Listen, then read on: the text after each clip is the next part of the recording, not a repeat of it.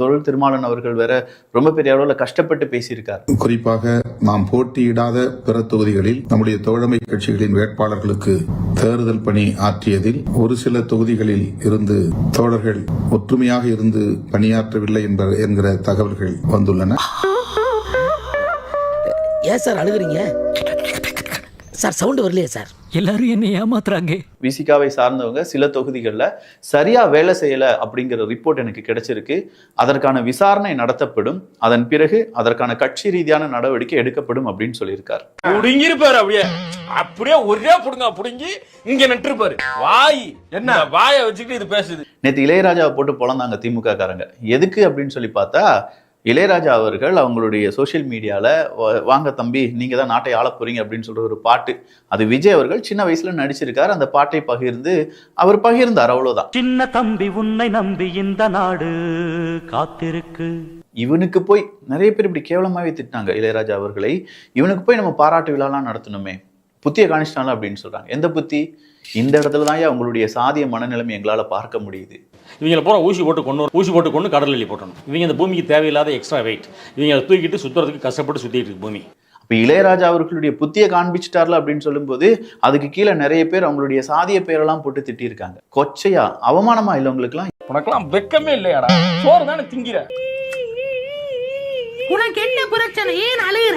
ஒரு 3 பேர் வந்து டிவி கேக்க ஓட்டு போட்டேன்னு சொல்லி சொன்னாங்க. 3 பேர் யாருன்னு பார்த்தோம்னா அந்த கம்பேஷனேட்ல உள்ள போனவங்க. ஒருவேளை கலைஞர் அவர்கள் அந்த சிஸ்டம் கொண்டு வரல அப்படின்னா நமக்கு இந்த வேலை இல்லை. அப்ப இந்த வேலை இல்ல நம்ம இந்த சாப்பாடு சாப்பிட மாட்டோம், பிரிவிலேஜா இருக்க மாட்டோம் அப்படின்ற ஒரு நன்றியே கிடையாது. பாத்தீங்களா? உனக்கு மண்டையில பிரச்சனை. ஐயோ அப்படி சொல்லாத. கருணாநிதி செஞ்சதெல்லாம் உதவி கிடையாது, அது அவருடைய கடமை. அரசியல்ல மக்கள் வரி பணத்தை எடுத்து மக்களுக்கான செலவுகளை செஞ்சார், அதற்கான சம்பளம் அவருக்கு கொடுக்கப்பட்டுச்சு. ஒருவேளை கலைஞர் அவர்கள் அந்த சிஸ்டம் கொண்டு வரல அப்படின்னா நமக்கு இந்த வேலை இல்லை.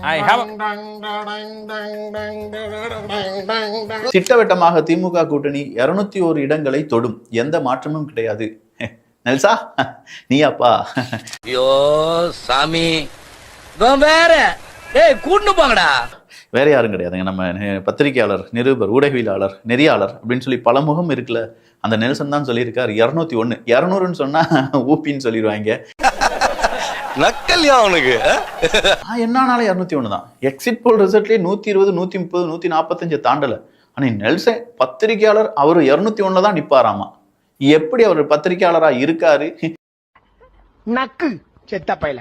மீடியா எல்லாமே சாதகமா தான் பேசிட்டு இருக்காங்க எல்லாரும். ஆனா பயங்கரமா யோசிச்சு, அது சோகம் மாதிரி எனக்கு தெரியல, சந்தோஷம் மாதிரி எனக்கு தெரியல, அது ஒரு பயங்கரமான குழப்பத்துல இருக்கு. அப்படி இருந்தும் திமுகவினர் பலரும் ரொம்ப பதட்டமா இருக்காங்களே, காரணம் என்னப்பா? அந்த குழப்பத்துக்கான காரணம் வந்து நான் அவங்க தோற்றுருவாங்க நம்புற மாதிரி எனக்கு தோணல. திருமாவளவன் அவர்கள் இன்னைக்கு ஒன்று சொல்லிட்டாராமே. ஆமா, எங்க நிர்வாகிகள் கொஞ்சம் பேர் வேலை செய்யல. பிரேமலதா அவர்கள் மே 4ஆம் தேதிக்கு பிறகு ஆட்சியிலும் பங்கு அதிகாரத்திலும் பங்கு நான் பேசிக்கிறேன். சிபிஎம் எங்களுக்கான ஒரு முக்கியத்துவத்தை திமுக தரல.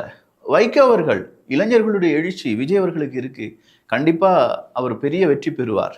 5வதா யாருப்பா? எல்லாருமே காங்கிரசினுடைய அந்த தேர்தலுக்கான ஒரு தலைவராக இருந்தவர், ஆட்சியிலும் பங்கு அதிகாரத்திலும் பங்கு அப்படிங்கிறத நாங்கள் கேட்டு வாங்குவோம்னு சொல்லியிருக்காங்களே. சார், எலெக்ஷன் ரிசல்ட்ல என்ன வருதுலாம் தெரியாது, ஆனா வந்த பிறகு ஜெயிக்கிறாங்க தோக்குறாங்க, ஆனா கண்டிப்பா கூட்டணிக்குள்ள பல பிரச்சனைகள் உருவாக போகிறது அப்படிங்கிறது மட்டும் ரொம்ப சூப்பரா தெரியுது. தேமுதிக நாங்க பாருங்க 10 தொகுதியிலும் வின் பண்ணி எங்களுடைய 10 எம்எல்ஏ சட்டசபைக்கு போவாங்க. அந்த நாள் தேமுகவில் வந்து வெற்றி பெற்று விட்டு நான் பேசுகிறேன். அப்ப ஆட்சியிலும் பங்கு அதிகாரத்திலும் பங்கு அப்படிங்கிறதுலாம் மே 4ஆம் தேதிக்கு பிறகு நான் பார்த்துக் கொள்கிறேன். முடிஞ்சு 24 முடிச்சு 4ஆம் தேதி ஓட்டு பொட்டியை தொடங்குற வரைக்கும் நண்பர்கள், திமுக நண்பர்கள் பிரசவ வேதனை அனுபவித்துக் கொண்டிருக்கிறார்கள். திமுக பேசக்கூடிய நண்பர்கள் வந்து உண்மையிலேயே வந்து சொல்றாங்க. இன்னைக்கு மதியம் ஒரு நண்பர் பேசினார், சார் என்னதான் நடக்குது சொல்லுங்க சார் அப்படின்னாரு. நான் சொன்னேன், சொல்ல முடியலங்க, நீங்க மகிழ்ச்சி கொள்ளக்கூடிய அளவுக்கு களம் இல்லைன்னு தான் எனக்கு தோணுது.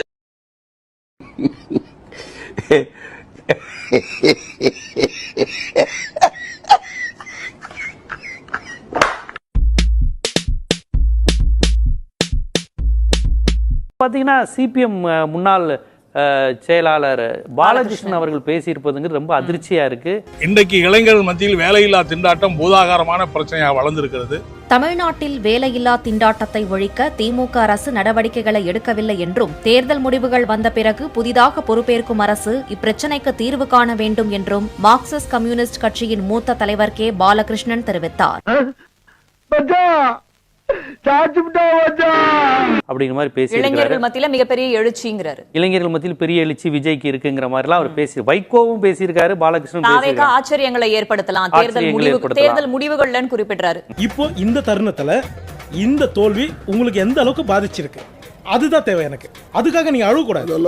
இல்ல நீங்க அழுவுறீங்க. ஒரு இடதுசாரி தலைவர் இதை ஒரு அதிர்ச்சியோட சொல்லியிருக்கணும். ஆனா ஆச்சரியங்களை ஏற்படுத்தணும் அவரே ஏதோ ஒரு மிராக்கல்ல பார்க்கக்கூடிய ரெடியா இருக்கிற மாதிரி பேசுறாங்கன்னா எனக்கு உண்மையிலே புரியல. ஆனா பாலகிருஷ்ணன் அவர்கள் பேசினார, அவர் அந்த ஜெய்பீம் படத்தினுடைய கதாநாயகன் பாலகிருஷ்ணன் போன்றவர்கள்லாம், அந்த அந்த இருளர் பிரச்சனையில போராடியவர்கள் அவங்க விஜய்க்கு இவ்வளவு இது, விஜய் ஜெயிக்கவே செய்யட்டுங்க, ஒரு இடதுசாரிக்குன்னு ஒரு கெத்து கம வேணாமா, அவர் ஏன் இப்படி பேசினாரு எனக்கு இப்போ வரையும் புரியல. அழுவுறான். அழுவலையா, கண்ணீர் ஒழி பேண்ட்டுக்குள்ள போயினுக்குது, அழுவலன்ற எப்படி வந்துச்சு என்னன்னு. ஆனா பேசன்முகம் எதுவும் சொல்லலை, சிபிஎம்னுடைய மற்ற வாசுகி போன்ற பெரிய மற்ற தலைவர்கள் எதுவும் சொல்லலை.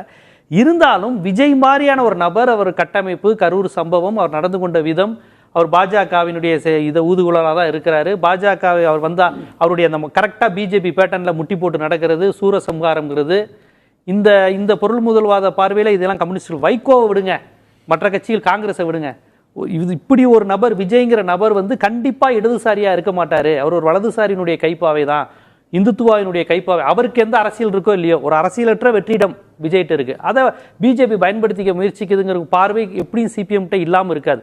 சிபிஎம்மே இப்போ நான் பேசின கருத்தெல்லாம் வெளிப்படுத்தின கட்சி தான். பாலகிருஷ்ணன் பேசுனது எனக்கு ரொம்ப அதிர்ச்சியா இருக்கு.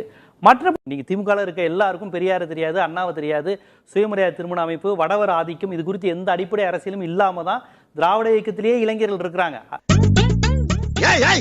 என்ன சொல்ல சொன்னா என்ன சொல்லிட்டு இருக்க? எல்லா தொகுதியிலும் உதயசூரியன் நின்று இருந்தா இந்த கருத்து கணிப்பு முடிவு மாறி இருங்க. ஏன் அப்படி முடிவு எடுக்கக்கூடாது? திமுகவுக்கு ஒரு 30% ஓட்டு ஷூரா கையில இருக்கு. எம்ஜிஆர் 77 30% ஓட்டை வச்சு தானே ஜெயிச்சாரு. அந்த நம்பிக்கை திமுகவுக்கு வேணும்ல. இல்ல, திமுக கூட்டணி கட்சிகளை பொதுவாக அவங்க விடுறது இல்ல. அது கலைஞர் காலமும் அப்படிதான். சரி, அண்ணா 67 கூட்டணி வச்சாரு, 50 சீட்டு ஜெயிச்ச கட்சி. அது 62 50 சீட்டு ஜெயிச்ச கட்சி. கூட்டணியில எல்லாரையும் தான் சேர்த்துக்கிட்டாரு. மாப்போசி ஐயாவை சேர்த்துக்கிட்டாரு, சீபா ஆயத்தனார் ஐயாவை சேர்த்துக்கிட்டாரு, காயிதே மில்லத்தை சேர்த்துக்கிட்டாரு. ஏன்னா சீனியர்ஸ் எல்லாம் அடங்கிய ஒரு கூட்டணின்னா அதுக்கு கௌரவம் கூடும்னு நினைச்சது தானே. கௌரவமா இல்ல ஜெயிக்கிறதுக்கான பலமா? ஜெயிக்கிறதுக்கான பலமும் அதுல கூடுங்க. ஆனா திமுக நின்ன தொகுதி தானே ரொம்ப அதிகம் அதுல. அப்ப மாப்போசியா சுதந்திர போராட்ட வீரர், அப்ப அவரோட அந்த எக்ஸ்பீரியன்ஸுக்கும் அவரோட ஸ்டேட்டஸுக்கும் நிறைய சீட்ல கொடுத்துருந்துருக்கணும். அப்படி கொடுக்கலீங்களே. உங்க வீட்டு பிள்ளையா நினைச்சு எல்லாரும் என்னை மன்னிச்சிருக்க.